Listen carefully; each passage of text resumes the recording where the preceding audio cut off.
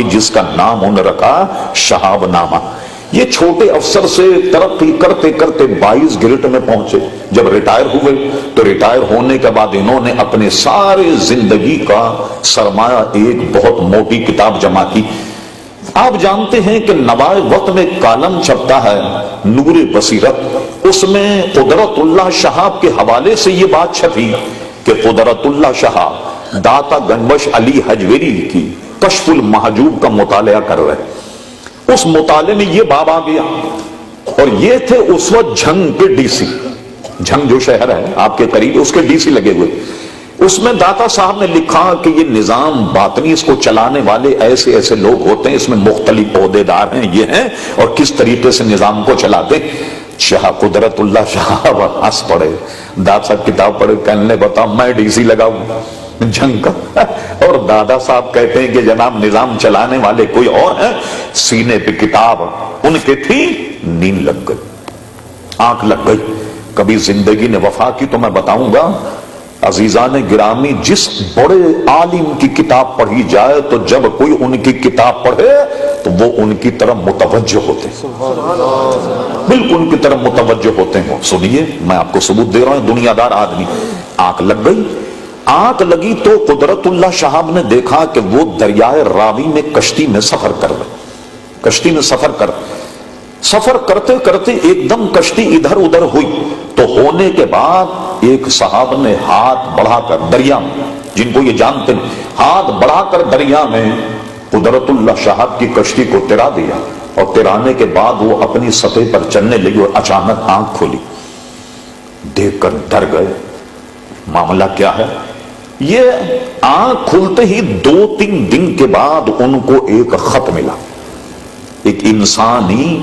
خط، ایک آدمی کا لکھا ہوا، رائٹنگ ذرا کچھ عام سے مختلف۔ اس میں خط ملا، خط میں کیا لکھا ہوا تھا کہ قدرت اللہ شہاب مسئلہ سمجھ میں آ گیا،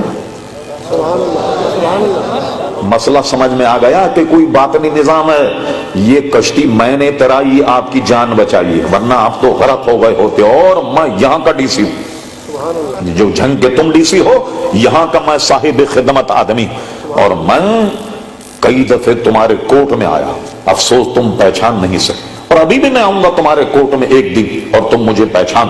قدرت اللہ شہاب کہتے ہیں کہ میں جب بھی اپنی عدالت لگاتا کچھ ایسے آدمی کو تلاش کرتا جو عام انسانی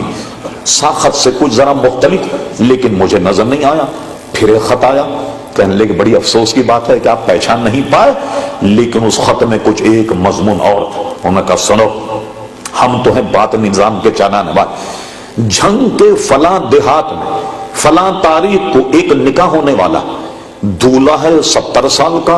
اور دلہن ہے 14 سال کی، اور اس دلہن نے کیا کیا، عزم کر لیا کہ شادی کے وقت میں زہر کھا کر کے مر جائے، اور جس دن شادی ہوگی دلہن کے روپٹے میں زہر کی پڑیا بندھی ہوئی ہوگی،